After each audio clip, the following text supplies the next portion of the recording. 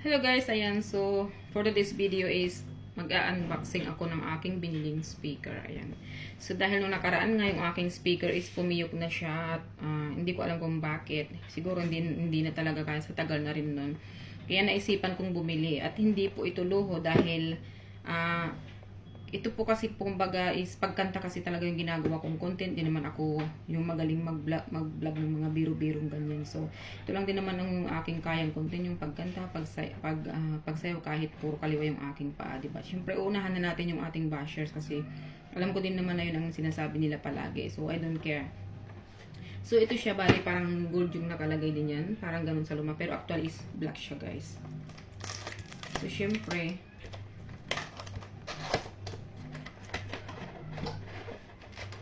ay, grabe yung higpit ng ano. Ang higpit ng pagkaka. Pina-scotch tape ko din siya, guys, para pag ano, double protection, diba?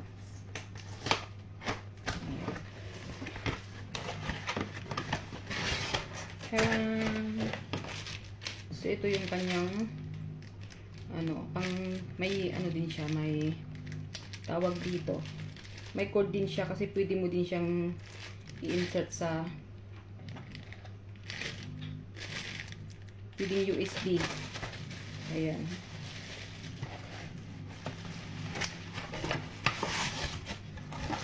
Sobrang balot na balot.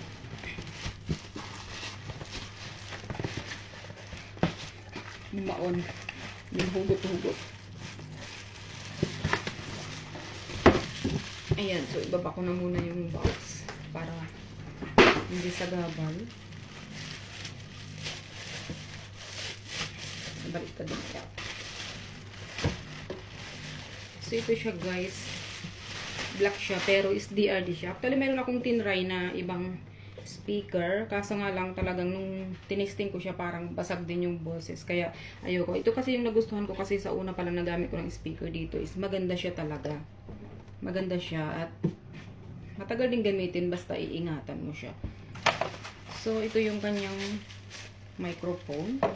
Ayan.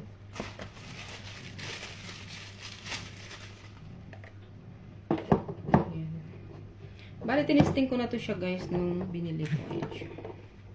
Ayan yung ating bagong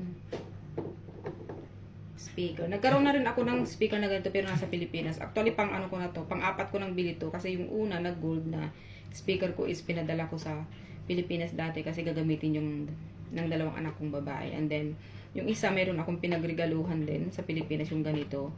And then, yung pangatlo na gold is yun yung ginamit ko talaga ng pangmatagalan. And then, nung nagkaganon na nga na pumipiyok na, so, simple kong bumili ng bago kasi pang content. Ayan. So, hindi ko rin nidadamo yung pang content ko dahil doon ako kumikita. Diyan ako na-monetize. Doon ako na-monetize sa speaker na yun, kumbaga. Ayan. So, syempre, titisting natin siya. Bluetooth mode. Ayan.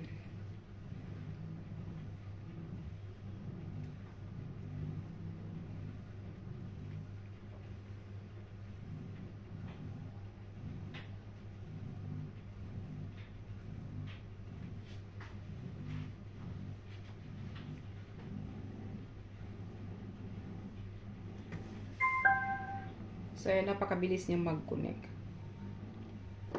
At ito yung kanyang microphone. May charge pa naman siya, kaya pwede siyang gamitin. So, itatry natin, guys. Kung okay na ba siya.